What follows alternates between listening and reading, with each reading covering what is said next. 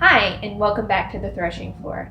Thank you for joining us for part 2 of our video. The last one ran a bit long, and so we decided to cut it, and we are now going to pick up where we left off, where we kind of diverted into a more specified or a more specific topic that it's or category of the same topic. Anyways. So we were talking about in the last one, and this is a continuation of censoring information and the history of that, and just the reaction that we should strive to have to others and their ideas when they differ from ours. So thanks for joining us, and we hope that you enjoy this, and we'll see you next time. So, from the point of studying like a Berean, there's a modern topic, a very sensitive, and a very contemporary topic, as in just the last few months. There's a lot of opinions going around about it. We have been very focused on it since we heard about it, which was relatively early on, and it's the debate over hydroxychloroquine, which, if any word in this video is going to get this video banned or shut down or prove our point, it's going to literally be that word and the conversation we're about to have about it. But we're not looking to prove one side or another in an argument. We're just trying to get to the truth, understand what the real truth is behind all of the shouting, all of the information, all of the misinformation, and all of the banning. What has happened with this drug in the last days, maybe couple of weeks? There were some, with the whole COVID thing this year, early on, there was use of this drug for treating COVID. This drug has been around for many decades, and it has been used for things like lupus and malaria. It's a regular common dosage in Africa where malaria is a real problem, so people regularly take it. It's as far as, I won't get into that part yet, but it has been around a while.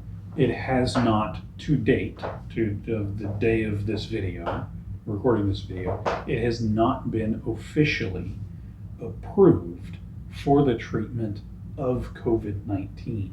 And the argument is, while it has shown success with malaria patients, and while it has even been proven to be non-damaging to pregnant and unborn children in the treatment of malaria, the argument is it has, in some cases, potentially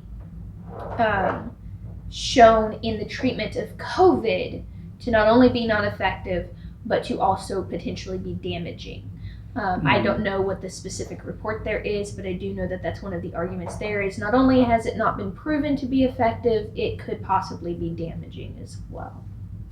So that's one of the arguments for why the CDC, or FDA, I apologize, where the FDA has not approved it for treatment of COVID yet. So we are not medical professionals. I'm just going to throw that out there just in case anybody wants to yell at us. That out yet. We aren't.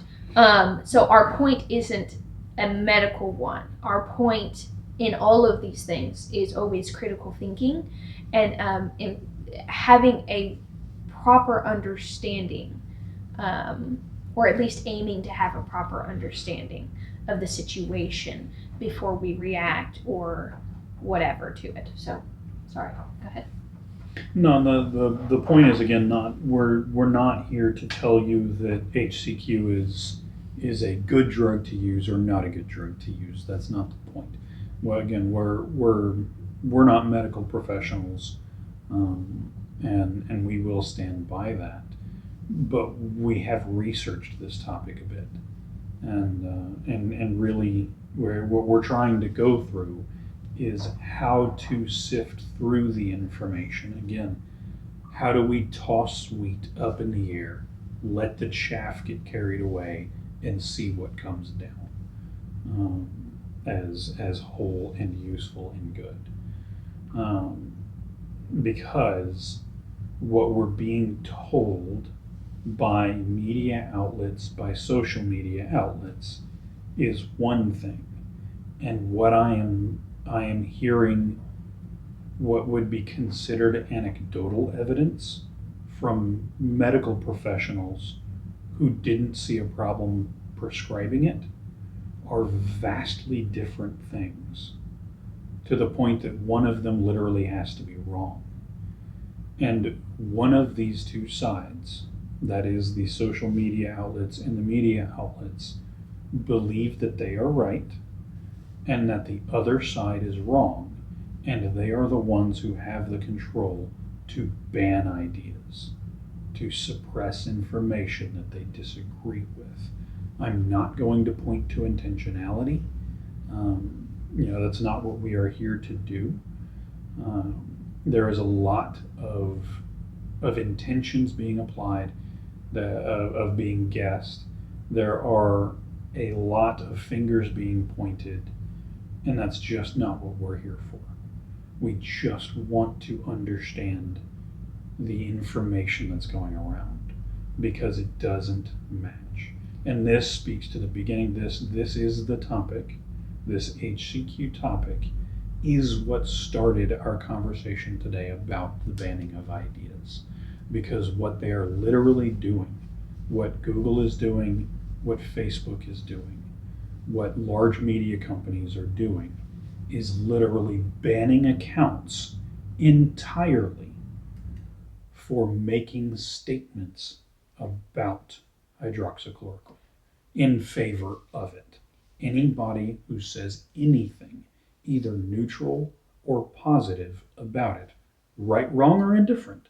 Again, I'm not saying it's right, wrong, or indifferent. I'm saying anybody right now who posts anything neutral or positive about it gets shut down almost immediately. And no one is immune from it, because our president and his son, whether you're for Trump or against Trump, whether you agree with him or not, the leader of the figurehead, the leader of the top branch, the head of our executive branch, the figurehead for our country, the spokesperson for our country, is being completely shut down. His son, after sharing a video, and I'm sure all of you know what the video is, because it is so controversial, but Trump Jr., his account was completely suspended for 30 days. I believe it was 30 days. I might have it wrong, but I'm pretty sure it was 30 days.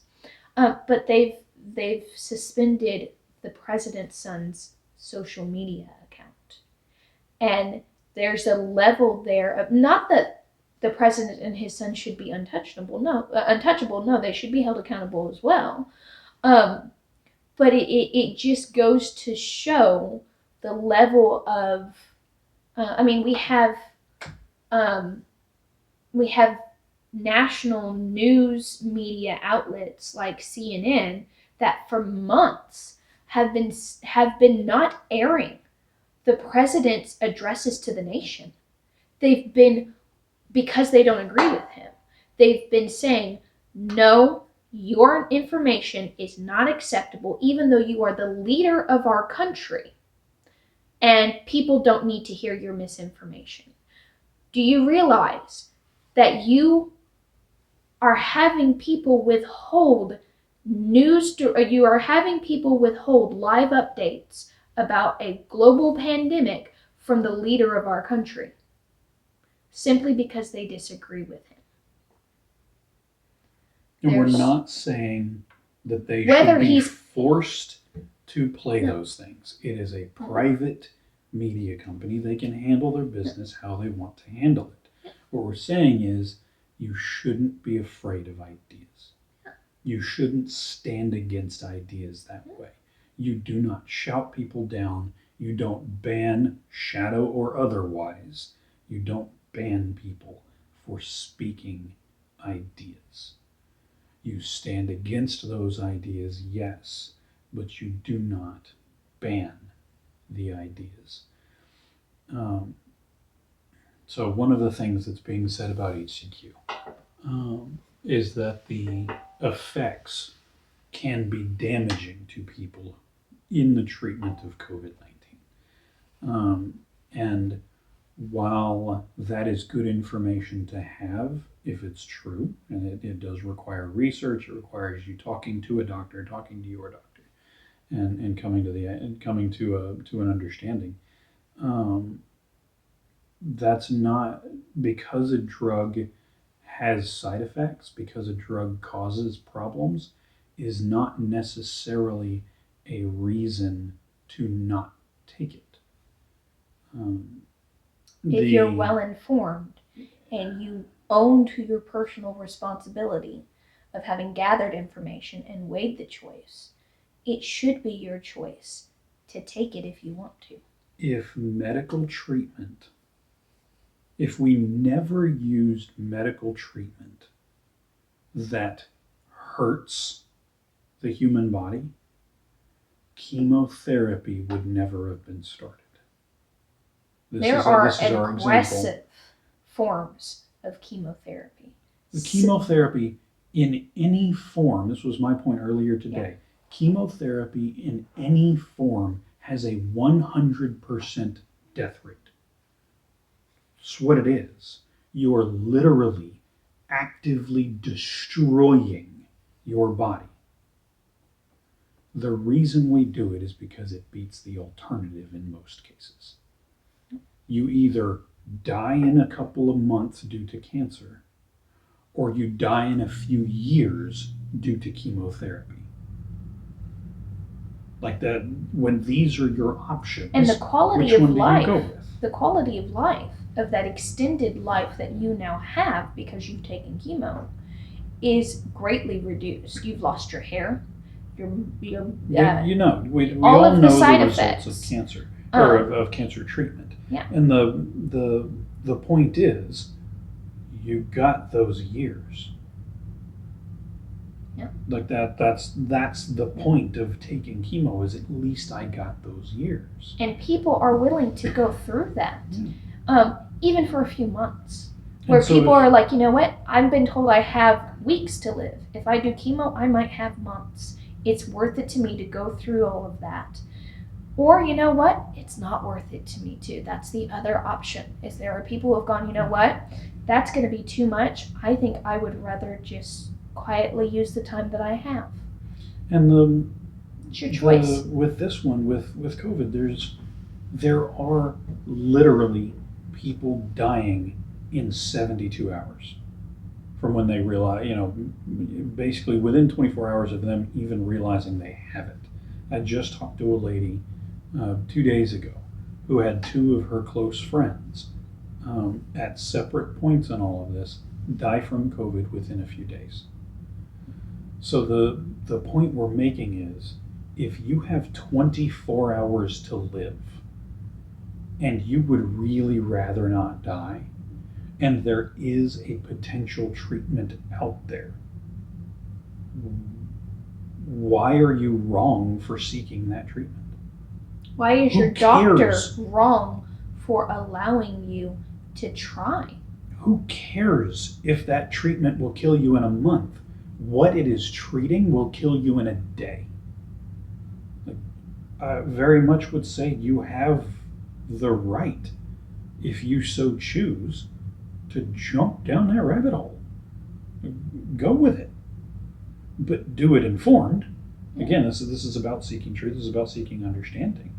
And we're talking about chemotherapy and super experimental and brand new treatments and stuff that are just absolutely crazy to take. Well, HCQ is not one of those. Hydroxychloroquine has been a stable drug for 6 decades. You're gonna have to try. I'm not saying it's right to use it for COVID. There is not enough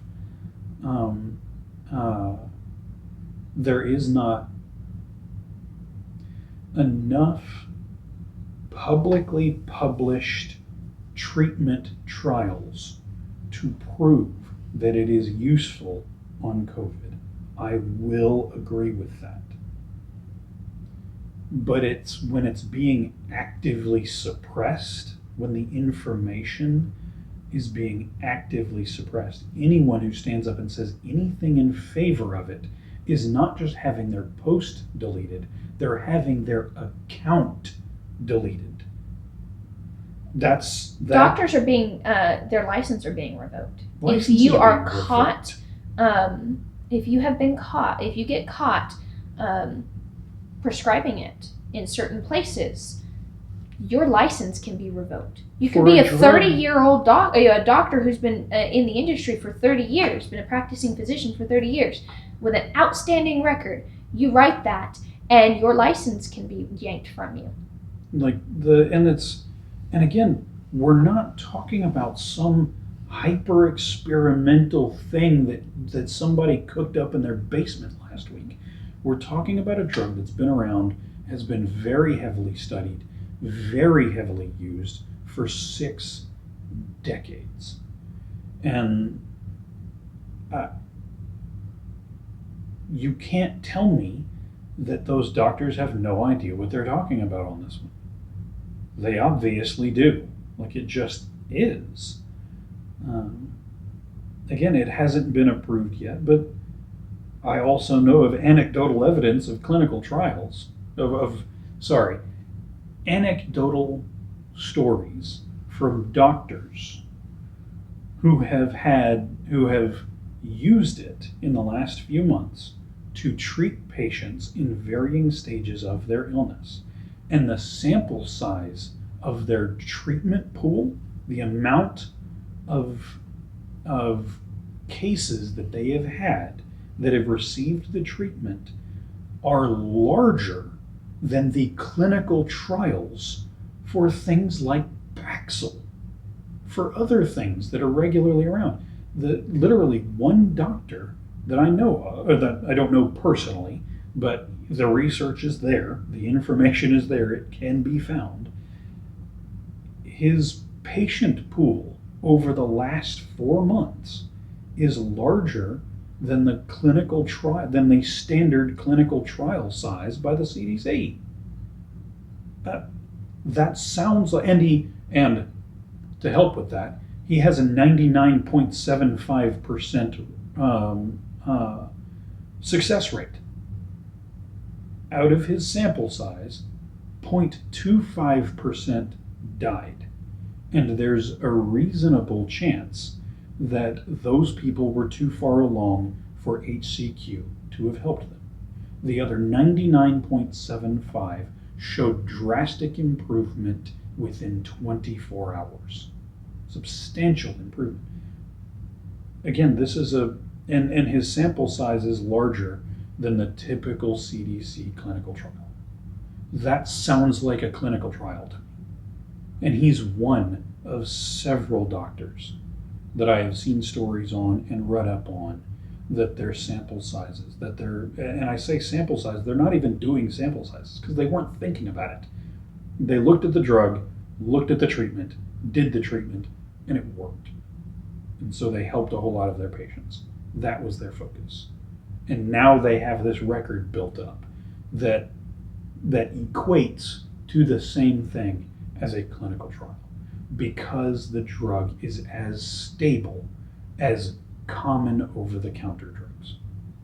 Now, hydroxychloroquine is not an over-the-counter drug because the production and use is controlled, not because it is dangerous, but because it has a very specific worldwide use. They're not keeping these drugs, the HCQ, they're not keeping it from you in a controlled way to keep you from getting hurt by it. They're keeping it from people who don't need it so that there's plenty of supply for the people who do, so that they maintain that supply to an area of the world where what it's being used to treat kills hundreds of thousands every year. And we're talking about malaria. Like, this is a malaria drug. You don't need it in your cabinet. Yep. It's a malaria drug. we're in America. Malaria is not really a thing here. It is, don't quote stats at me, please. I know. I know, malaria But it's happens not here. rampant. But it's not a rampant thing here. It is in Africa, and so that's all it is. You know, it's water for the thirsty, food for the hungry, not that's all it is. That's where the control aspect there is. It's not that it is a dangerous drug. Well, if misused, of course it can become a dangerous drug. Water, if you drink enough water, it becomes poisonous to your bloodstream, to your circulatory system. Water. So, I mean, anything that you take unresponsibly can, of course, cause problems. So that's what we're getting at with this HCQ thing. Angel's got some other stuff she'd like to go through on it. One point that I've heard touted, I guess I shouldn't say touted, I've heard said, is that the people who support this drug have stock in it or in some way will financially benefit from it, and that's the only reason they're pushing it. And if true, that's horrible. Yeah, that people absolutely. that people are wanting to push this drug just so they can make a profit. Yep. That's horrendous. Yep. However, a very quick Google search took Matt 2 seconds to find 0.42 seconds.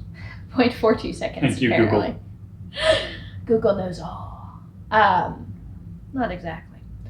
But a quick Google search found that, what does it say specifically? About what? Which part of it? How much it costs, how much HCQ costs. Sorry, I did not look that one up. I looked it up. You looked it up, and it was the ranges we saw was in the 60 cents per pill to the $1 per pill to produce, I believe. Hold on, real quick. Mm-hmm. Brand names for hydroxychloroquine include, I can't pronounce it, and I'm not good at this. You pronounced hydroxychloroquine beautifully that Because time. I'm impressed. I've heard people say it. Anyways, the price guide is based on using drugs.com discount card, which is accepted at most U.S. pharmacies, etc. Pharmacies. The cost for it for an oral tablet of 200 milligrams is around $40 for a supply of 50, depending on the pharmacy you visit. So, roughly 80 cents. 80 cents to $1 per pill. Okay, a 200 milligrams. We'll say $1. Okay. For a 200 roughly, milligram pill. yeah. Go ahead. Okay. The only way you're making money off of that is in volume, and America doesn't have the volume use for that, except for in times like this. And not that many people actually even need it by comparison. And so I had the interesting thought of, because they're saying, well, people are making money off of this, and that's why they're wanting to push it. Well, just out of curiosity, I just went to CVS.com, and it's not that it's CVS, it's anybody, it's just a drugstore. Pharmacy, whatever. And I just went, I'm curious what the price per pill of certain over-the-counter drugs are. Well, ibuprofen you can get for like dirt. You can get 800 pills for like $3. Okay, so we're not going there. Like that's, but is there an over-the-counter drug that compares? The one that I found is Nexium 24-hour over-the-counter. Pack of Nexium is $1 a pill. I don't know where else to go with that. And that's a 20 milligram tablet, and that's a 20 correct? Milligram tablet. Not a 200 milligram tablet. So the volume of actual usable ingredient that you get out of a Nexium tablet is 1/10 what you get out of a hydroxychloroquine tablet. For the same one price. dose to one dose, 200 milligram versus 20 milligram for the same price, which means effectively Nexium is worth 10 times what hydroxychloroquine is, and it's an over-the-counter drug for regular treatment of antacid of heartburn as an antacid. So the argument there of it being pushed for financial means. If that's true in some way, though, doing that quick search, the math doesn't add up. But if it's true in some way, again, absolutely terrible. Don't profit off of suffering, okay? Be a decent human being. Be a good human, as I've seen from a theologian recently.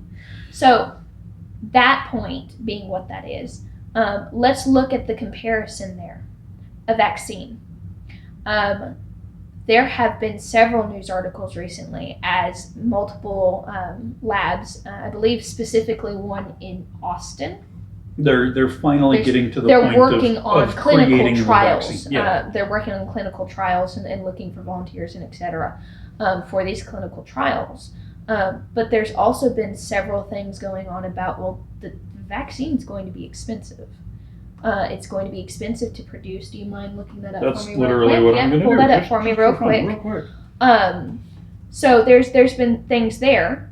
But the point that we would largely like to get at, regardless of its effectiveness,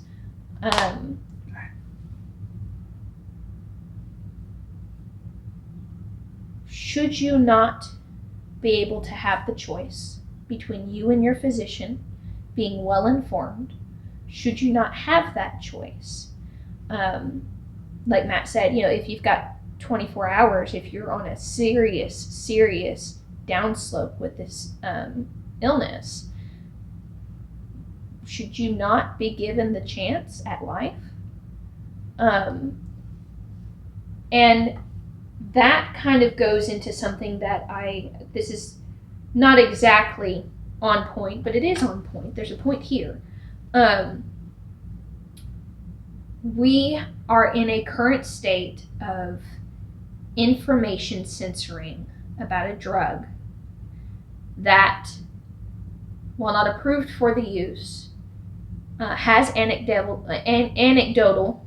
evidence to support that it could help people get through this illness without dying. And in the state of Texas, earlier today, we had a news article titled, "Texas Hospital Launches Ethics Committee to Determine Which COVID Patients Are Most Likely to Die." A Texas hospital at the breaking point approved an ethics committee to decide if certain COVID patients should seek end-of-life compassionate care. To sort through that language for you real quick, they're talking about who should just give up and be left to die. Okay? Austin, Texas, we have a doctor. His name is Dr. Jose Vasquez. I'm sorry if I butchered that. Vasquez? Okay, I'm terrible at this, I'm sorry. Anyways, he says that in his 20 years, he's never thought that patients would need to be transported from his care and flown to a VA hospital in San Antonio because he says bed space nearby wasn't an option and that the patients are civilians. Okay? I'm not going to read the entire, I will for posterity and integrity and transparency. I will read the whole article. It's not super long. It's been a terrible situation. Everybody has a family member or somebody that we know that's unfortunately passed away through this terrible disease. We have had families that have lost 3 or 4 members in a matter of a week or so, Dr. Vasquez said. He is a president of the Starr County Memorial Hospital at the Starr County Health Authority. Starr County's hospital is full. Now, there's some language going on here I want you to be particularly mindful of. The hospital is full. It has 28 beds inside, 27 of which hold someone with COVID. It's been this way for a while. The county formed an ethics committee. It is a group to decide which patients are most likely to die. Vasquez then says, this EPIC committee is all about taking that difficult decision and taking those responsibilities away from the hands of the treating physicians and putting it in a group of people that understand the situation. So here we have a doctor who has been practicing for stated 20 years, who is referring to an ethics committee as an epic committee, and touting that they are taking the difficult decision and responsibilities away from the hands of the treating physicians, the doctors who are there in the room taking care of these patients, who are handling all of their needs and evaluating them and know all of their medical information and all of their tests, who have been there while they've been taking care of them. They're and putting it into a group of people that understand the situation. These people have not been clarified here as to whether they're physicians, whether they're administrators. It doesn't tell us who these people are. It's simply a group of people that understand the situation. Well, I personally believe that the treating physician would probably be the better qualified individual to help make any kind of decision about if your health is failing or if you have a chance for improvement. So that sentence right there does concern me. Last week, he told us that the committee would urge patients and families to seek compassionate end-of-life care if they had a low chance of survival. So a committee that, again, we do not know how qualified they are to make any kind of medical suggestions or advice, is urging patients and families to seek compassionate end-of-life care. Well, what is compassionate end-of-life care? Because that could simply be, well, go home and die quietly in the peace of your own home. It could be have a nurse come out and do hospice until you pass away. It could be go into a facility for these kinds of things if you don't want to pass away at home. Or it could possibly be, and I'm not saying this is what this is, but there's also a chance that it could be, here, let's give you medication, compassionate end-of-life care. Maybe you opt to take a medication that, for a lack of better word, euthanizes you. We've had several stories. Isn't the compassionate thing to do to end your suffering? Yeah. There's been several stories coming up in the U.S. over the last few years of people who have had this option and who have fought for it.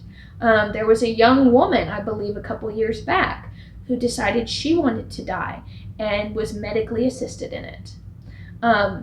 So what kind of compassionate end-of-life care are we talking about? Who is the person who is being qualified and authorized to make these suggestions to families and to give them this impression that there is no hope of recovery? Okay, are they qualified to make this announcement? If there's a low chance of survival, okay? Families are always going to have the last word. We will never ever do anything against patients' or families' wishes, says Vasquez. Now, okay, what happens when you have an individual come in who is, you can't contact their family, they have no advocacy, they have no support system, they have nobody there to help, and they have nobody to give the final word, and they are out of their senses in a fever-induced sleep, and they cannot make that decision. Who makes that decision for them? Food for thought. It is, because again, we're not going down the route of conspiracies, but simply thinking through this information and questioning it. If you sift through this one, what you have is a panel of disconnected people who are making decisions about the death of the impending potential death of another person. It's a panel judging death. Yeah. Judging whether or not you have a chance of survival. It's literally a death panel. This is not conspiracy. This is not, whatever. It's a death panel. It's a panel deciding who lives and who dies. Without anything else. The families have the final say. Well, what if your patient had, for how long does that last? How long? And then it says, plans change. The Veterans Health Administration will transfer patients to the Audie Murphy VA Hospital in San Antonio. We have built significant capacity here because of where the numbers were headed in San Antonio, said Christopher Sandals, with a whole bunch of initials after his name, VA Medical Center Director and CEO of South Texas Veterans Healthcare System. Sandals reached out to Starr County, offering services under the 4th Mission, a federal emergency response following a state request for help during a national emergency. The San Antonio Hospital has around 160 surgical beds and nearly 70 intensive care beds. That's 233 beds roughly. The entire 5th and 6th floors are dedicated to COVID. 60% full, but administrators say that they can add more beds if needed. Okay, so they're at 60% occupancy. They're telling this other hospital, which is has 28 beds, 27 of which are COVID patients, that they are willing to take on some of their patients should they need help. We've spent a lot of time preparing for this pandemic, starting in late February, and we're ready for this, said Valerie Rodriguez Yu, Associate Director for Patient Care Services and Nurse Executive of South Texas Veterans Healthcare System. They're also taking patients from other parts of the Rio Grande Valley. We feel that we're all in this together, the whole community, said Dr. Julian Flynn, again of the South Texas Veterans Healthcare System Chief of Staff. Thanks to the Veterans Administration, we have been able to provide services to every one of the sick patients here, says Vasquez. The Starr County Ethics Committee will be in place should they be needed. So we have, essentially what we have here is we have a situation in which information is being denied about a drug that has been considered stable for quite a while and has successfully treated a different condition and has potential to treat this. It is being stifled and being blocked and denied to patients.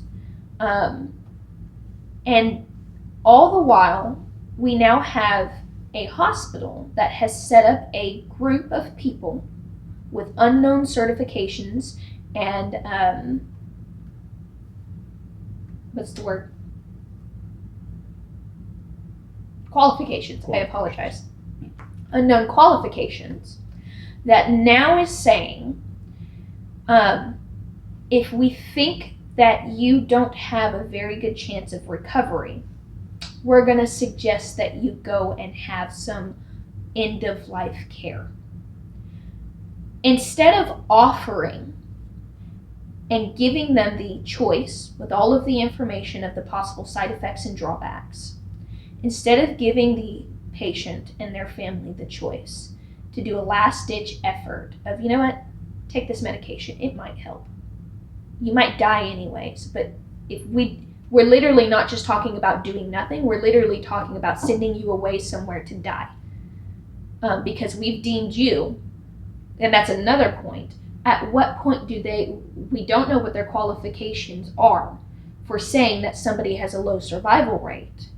So what happens, at what stage in somebody's illness do they say, well, that person's not going to recover? At what point do they dismiss them and then stop caring for them and stop providing them with medical services? Because, basically, they're going to die anyway. You're going to die anyway. Why would we waste the hospital bed on you? And again, it's not to say that this medication is everything people are saying that it is. But the point is, are you okay with there being a potential treatment and people not even being allowed to have any information about it, to even know that it exists? What happens if what they say is true? It's end-of-life care anyway. It's end-of-life care. What do you have left to lose? The person recovers? Or the person dies 20 minutes sooner than they were already going to die? The thing is,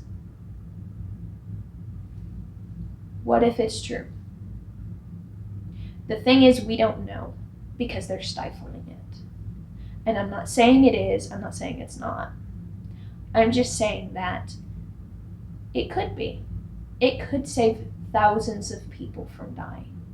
We've heard of it saving at least probably 1,000 people. In two specific accounts, I can say that those numbers, it's about 800 people.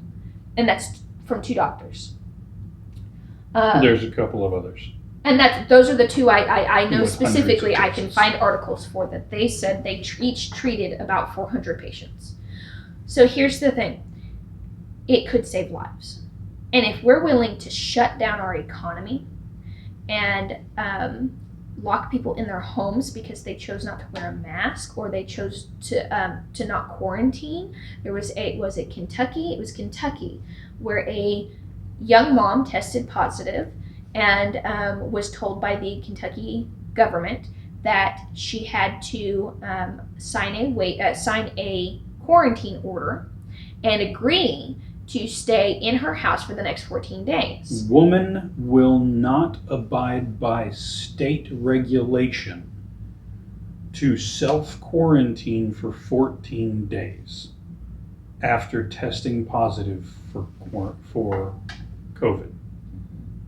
Her husband, yeah, and her husband as well. Or couple. Couple. Yeah, couple. They were placed, the reason that they were not comfortable signing this order, where they said, I agree to quarantine, etc., was because of one line. And the line was, you will agree to get permission before receiving any emergency care. You will get permission to leave your house to receive emergency care before you leave. They have a baby under a year old. And she said... I think she's 2, isn't it? No, I believe she's a year or under a year. Okay. She's very small. And the mom said, I'm not comfortable signing that.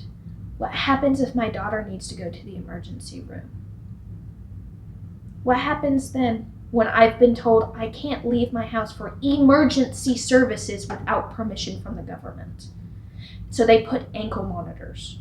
They treated a young couple like criminals because they refused to waive their right or privilege, whatever you want to call it. They wanted to waive access to. Yeah, waive access to emergency care. Ambulance. That's it.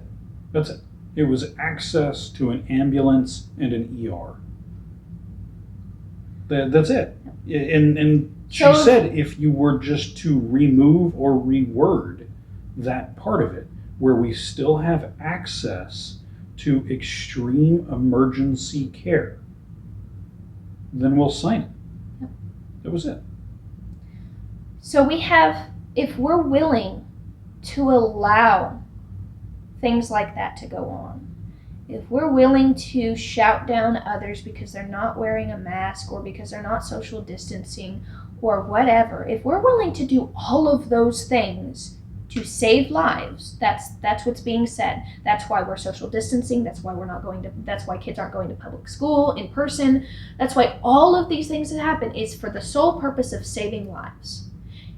Okay, if we're willing to do all of those things, why are we not willing to even let a couple of doctors say that this medication over here can help? Why are we not willing to allow a doctor to prescribe a medication when the patient is fully informed of the side effects and takes that choice themselves, takes that risk onto themselves? There's been one governor that I heard about in the last few days. I don't know his name, but the governor of Ohio recently came out because the Ohio State Board of Health was going to ban the prescription of HCQ. It's HCQ. Anyways, they were going to ban it. The governor stepped in and said, look, you really need to reconsider this because it should be a decision between a doctor and a patient. It's not right of you to ban this. And they stepped it back and they said, okay, you know what, you're right. We're going to leave it between the patient and the doctor. And that is fantastic. We each have the personal responsibility to be well informed about what's going on and to make the choice for ourselves. And I mean, there's not anything else to say other than just simply the point of,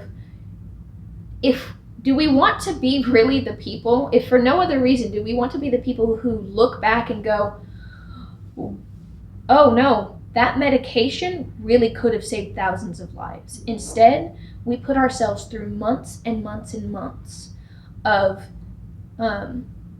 what amounts to nothing shy of absolute stress and panic and depression and just absolute terrible situation with lockdown and quarantining and people dying unnecessarily.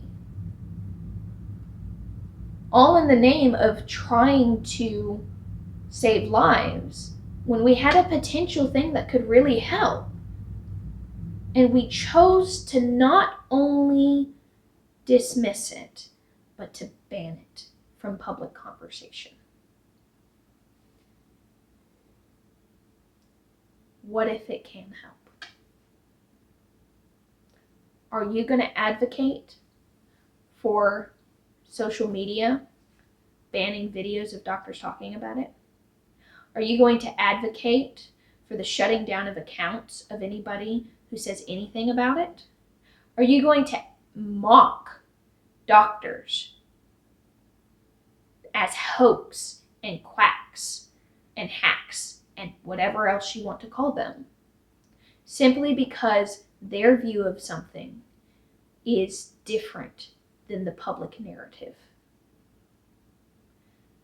Are you going to be the person who turns around and goes, I advocated for something and silenced voices who were trying to tell me differently, and it led to thousands of more people dying?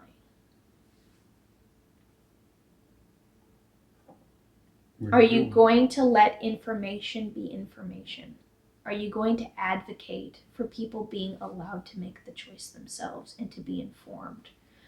Or are you going to be part of the group that silences something? It's a choice we all have to make. And unfortunately, it's not an easy choice. It's easy.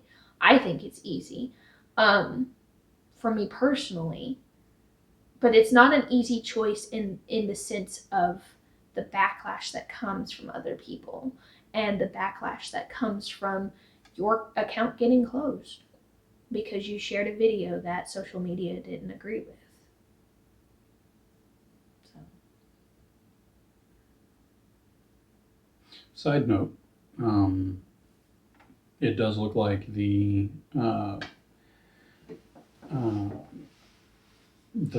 3 of the major firms that are working on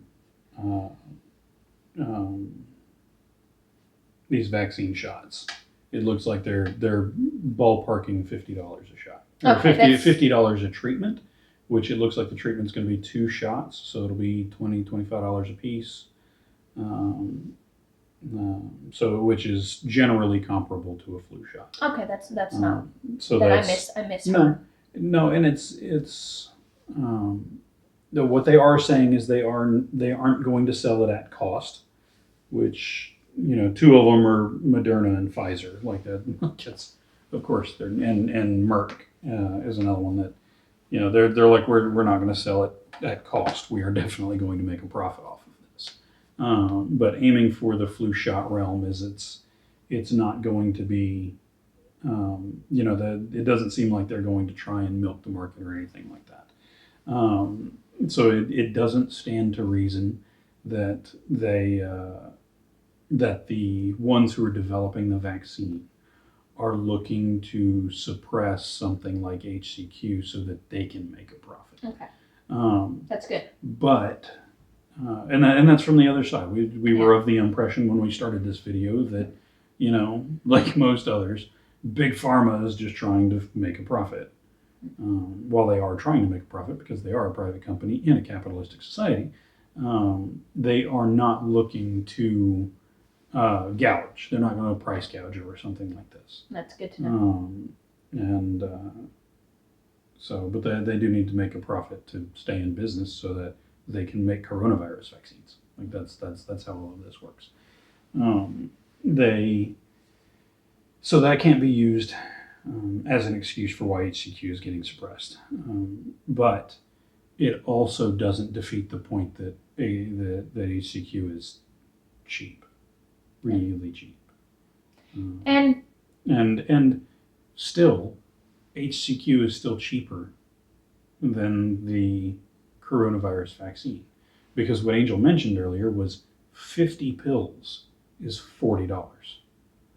You don't need 50 pills to be treated. You need like 10.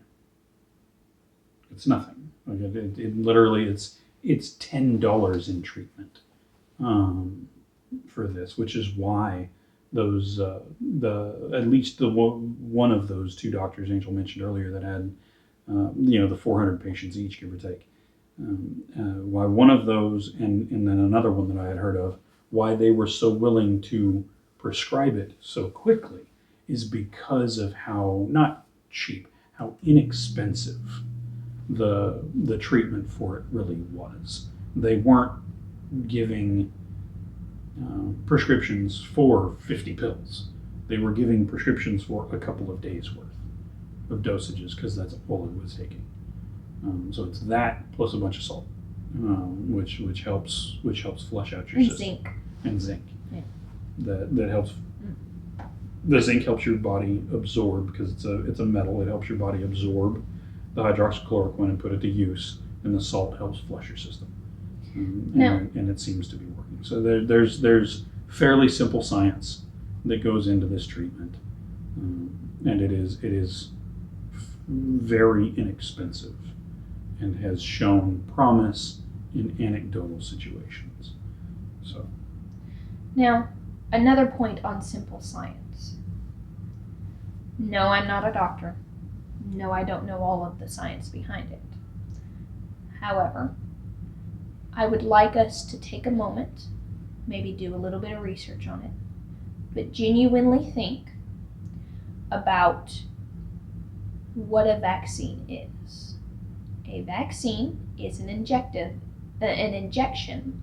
of either a live or a inactive particle of the sample of the disease you're attempting to avoid, so that you are giving it to your body in a controlled way. Therefore, your body can create antibodies and protection and boost your immune system, so that should you come in contact with it, you will either be asymptomatic and not affected by it because your body is prepared to fight it, or your body will still be somewhat prepared to fight it, and therefore it will be less of a difficult bout of illness. again, think flu shot. Okay? So that's the point, is to either eliminate make you asymptomatic, make you not infected with it, or to minimize the damage from it, to minimize the severity of it. Okay, that's the goal. That's how vaccines work. Okay, so we have now been in some form of lockdown, quarantine. Well, I don't like using the word quarantine, because what you quarantine somebody who's sick. You are locking down people who are not sick. There's a very distinct difference, and that's part of the problem with the language that has been used is very underhanded. I'm not being a conspiracy theorist. I've read the dictionary the dictionary definition of a quarantine and a lockdown. That's all it took. So, we are now in month 4, going into month 5, I think. Started in March, right? Today is August 1st. So yeah, we're going into month 5 of some form of lockdown, during which we've been told we can't hug our friends and family if they aren't in our household. We can't go eat a meal with them. Some people can't work. We've been told all of these things. And now we're being told that the answer is a vaccine. A vaccine which, granted in a more controlled way, exposes you to the virus that you've been forced into your home, out of your job, your children have been forced out of school to avoid for the last 5 months. Think about it. And that ultimately is all we're saying. Think about it. Talk it out with somebody. Be reasonable. Research. Yeah. Look this stuff up. It really doesn't take very long. And understand what it is that you're getting into when you get into things. Don't be so quick to dismiss somebody or to rally against them just because they have a different viewpoint and a different idea of how things should be going on and a different opinion. And that's for both sides. It's for all sides. All sides. I apologize. You're correct. All sides. That's for all sides of this. We need to listen to each other. And we need to stop trying to force other people to do what we think is right. So, with that, we will wrap up this episode. Very long This episode. conversation. This very long episode. Like I said, we don't come at these things in short order. You guys are troopers. All of this is well researched. It's fairly well researched, fairly well understood, because we're not looking at coming at these things from a shallow standpoint. But that's what it comes down to, is let's actually work on this stuff together. And banning ideas is not how to do that. Silencing people is not the way to do that. Mocking people. We speak the truth in love because we genuinely do love our neighbor, and we do want what's best for them. But what is best for them is not for us to make the decisions for them. What's best, the best thing we can do outside of prayer and advocating to the Lord for them, is to share information, to have conversations, to help make sure that we're all well informed. Because the sharing of information and the conversation does not go one way. It's not us going and word vomiting onto them all of this information that we think is right or we've gathered or whatever. It's an exchange. Okay, so I'm listening to why they're thinking the way they're thinking. They're listening to why I think the way that I think. And we find the middle ground. Middle ground. We find the truth. Find the truth. Yeah. It's not the middle ground. It's not halfway between you and me. That's compromise, and that's not right. That's not correct. That's not always the right thing. That often can be. Yeah. That's not always the right thing. The right thing is the truth. Yeah. Whether the truth is compromise, whether the truth is middle ground, is beside the point. It's seeking truth together through the sharing of ideas. And at the end of that conversation, you then have to respect. You may not agree. You don't have to agree. But you need to respect that they're still going to make their choice at the end. And they need to respect that you're still going to make your choice at the end. You may not change their mind. They may not change yours. But you've heard each other out. You're both now better informed about the situation and the other side of it from what you were looking at. And hey, maybe you're more confident in the choice that you made.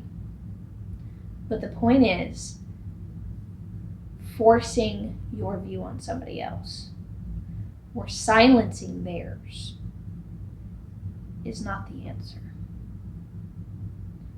All it does is hurt. All it does is cause history to repeat itself. So, with that, seek justice, love mercy, and walk humbly with our God. Let's walk together and come to the truth together. Amen. Thank you for joining us again here at the threshing floor. Good night. Good night.